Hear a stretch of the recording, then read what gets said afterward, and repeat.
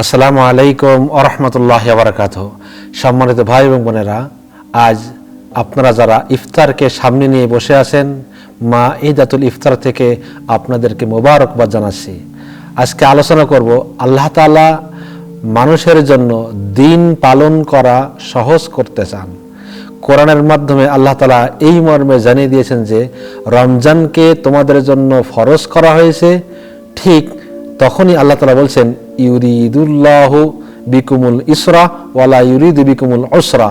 আল্লাহ তাআলা তোমাদের জন্য সহজ করতে চান, দিন পালন করা সহজ করতে চান। কষ্টকর যেটা সেটা চান না, কঠিন যেটা সেটা করতে চান না। অর্থাৎ আল্লাহ রাব্বুল আলামিন তোমাদের কাজগুলোকে সহজ করতে চান, কঠিন করতে চান না। কিন্তু কি সহজ করতে চান আল্লাহ তাআলা? আল্লাহ তাআলা চান বান্দার সমস্ত কাজগুলো সহজ করতে। কিন্তু রোজা রাখা তো অনেক কষ্টের কাজ, অনেক কষ্টকর। আল্লাহ তাআলা বলেন, বান্দা তুমি ওই কষ্টটুকু করো, তুমি জানো না আমি তোমার জন্য কত কিছু সহজ করে দিচ্ছি। আল্লাহ তাআলা বলতেছেন যে জান্নাতের বিভিন্ন দরজা থাকবে, বিভিন্ন দরজা হবে। জান্নাতের যতগুলো দরজা আছে তার মধ্যে একটা বিশাল দরজা আছে। ওই দরজাটির নাম হলো বাবুর রায়্যান। রায়্যান মানে হলো এই দরজা দিয়ে আপনি যখন আসতে থাকবেন, লাইন ধরে এই দরজা দিয়ে যখন জান্নাতের ভিতরে প্রবেশ করতে থাকবেন, শুরু করবেন, তখন ওই লাইনে দাঁড়ানোর সাথে সাথে কিয়ামতের দিনে আপনার যে ভয়াবহ কষ্টটা আছে না, সেই কষ্টটা আপনি আর বুঝতে পারবেন না। প্রচণ্ড গরম আছে, কিন্তু আপনি এই গরমের তাপটা আর অনুভব করতে পারবেন না। অত্যন্ত তৃষ্ণা আছে, কিন্তু আপনি তৃষ্ণা আর পাবেন না যখনই আপনি ওই বাবুর রায়্যান দিয়ে জান্নাতে প্রবেশের জন্য লাইন ধরে আপনি দাঁড়াবেন। আপনার কোনো কষ্ট থাকবে না। ওই দরজা দিয়ে জান্নাতের ভিতরে যাওয়ার পরই দরজাটা বন্ধ হয়ে যাবে। ওই দরজা দিয়ে আর কেউ কখনো প্রবেশ করতে পারবে না। আল্লাহ তাআলা এটাই সহজ করতে চাচ্ছেন বান্দার জন্য, যারা রোজা রাখে তাদের জন্য। আল্লাহ তাআলা বলেন, হে আমার প্রিয় বান্দা, দেখো তোমার মুখে একটু গন্ধ হয়েছে, তুমি মনে করছো তুমি ব্রাশ করতে পারোনি, তাই তোমার মুখে গন্ধ হয়েছে। কিন্তু তুমি জেনে রাখো, তোমার মুখ থেকে যে গন্ধটা আসতেছে, আমি আল্লাহ তাআলা আমার কাছে এই গন্ধটা মিস্ক আম্বরের চেয়েও অধিক প্রিয়। রাসূল সাল্লাল্লাহু আলাইহি ওয়াসাল্লাম বলছেন,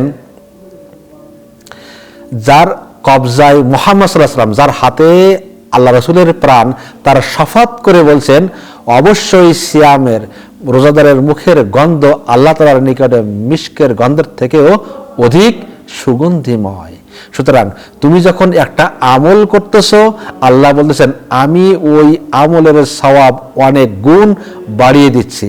বাড়িয়ে দিতে দিতে কিছু কিছু আমল এমন আছে যে আমলগুলো ফেরেশতারা নিজেরাই বাড়িয়ে দিতে পারে, ফেরেশতারা হিসাব করে নেয়।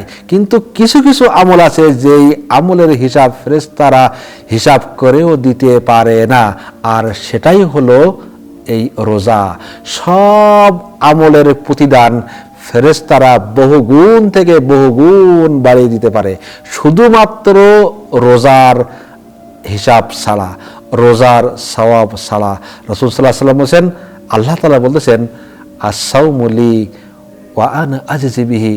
বান্দা রোজা আমার জন্য রাখে, বান্দা রোজা একমাত্র আল্লাহ তাআলার জন্য রাখে, আর আল্লাহ রাব্বুল আলামিন নিজে হাতেই বান্দার পুরস্কার দিয়ে দিবেন।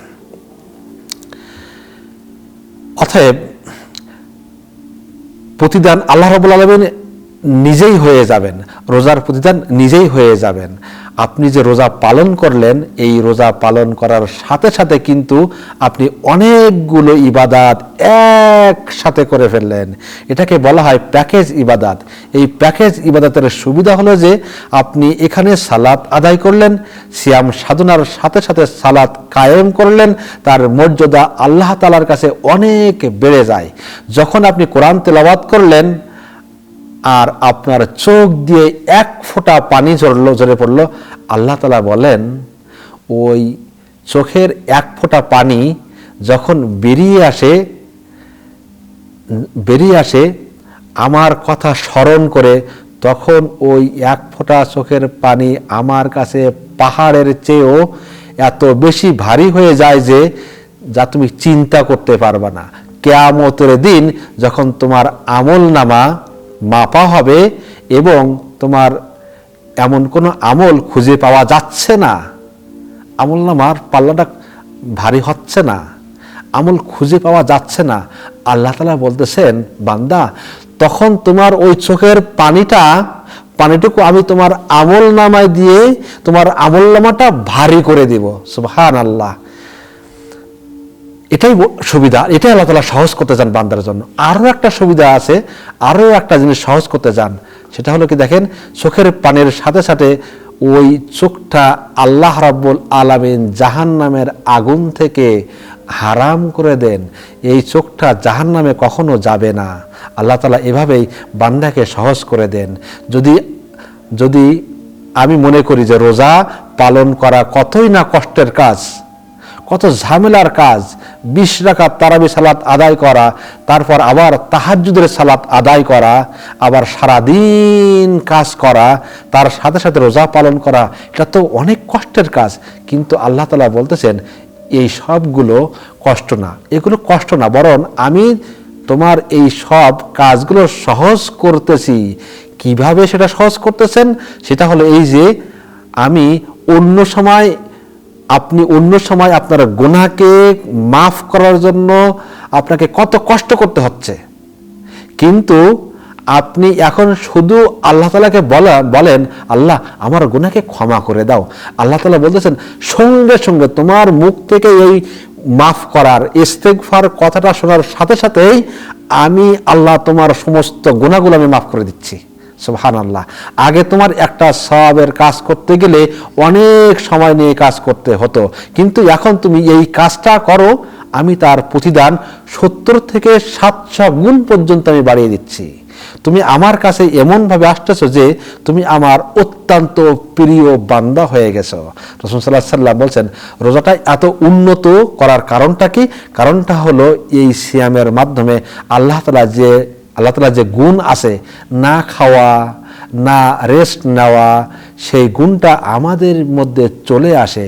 আল্লাহ তাআলা অমুখাপেক্ষী, ওয়াসিম এবং যাবতীয় দুর্বলতা, মানসিক প্রয়োজন যেমন পানাহার, বিশ্রাম, ঘুম থেকে সম্পূর্ণ আল্লাহ তাআলা পবিত্র। তিনি সামাদ, অমুখাপেক্ষী, সব কিছুর ঊর্ধ্বে এবং সব কিছু তার উপর নির্ভরশীল। আল্লাহ তাআলার ক্লান্তিহীন এবং তার তন্দ্রা বা ঘুম নেই। সূরা বাকারা আল্লাহ তাআলা এই কথাগুলো বলছেন। আল্লাহ তাআলা যে না খাওয়া গুণটা আছে সিয়ামের মাধ্যমে সেটা আমাদের ভিতরে চলে আসে। হাদিস শরীফে রাসূল সাল্লাল্লাহু আলাইহি ওয়াসাল্লাম বলেন, তোমরা আল্লাহর গুণে গুণান্বিত হও। পবিত্র কোরআনে আল্লাহ তাআলা বলছেন, সিবগাতাল্লাহি ওয়া মান আহসানু মিনাল্লাহি সিবগা ওয়া নাহনু লাহু আবিদুন।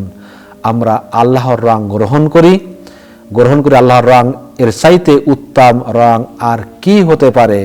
আমরা তার ইবাদত করি, সেই আল্লাহ তাআলার ইবাদত করি। আমরা সবাই আল্লাহ তাআলার রঙে রঞ্জিত হবেও। আল্লাহ রাব্বুল আলামিন আমাদের কবুল করুক। আমরা দোয়া করি আল্লাহ যেন আমাদের এই রোজাকে কবুল করে, আমাদের ইফতারকে কবুল করে নিক, আমাদের তারাবিকে কবুল করে নিক, আমাদের রুকুকে কবুল করে নিক, আমাদের সেজদাকে কবুল করে নিক, আমাদের সালাতকে কবুল করুক। আমিন। ওয়া মা তাওফিক ইল্লা বিল্লাহ। আসসালামু আলাইকুম ওয়া রাহমাতুল্লাহ।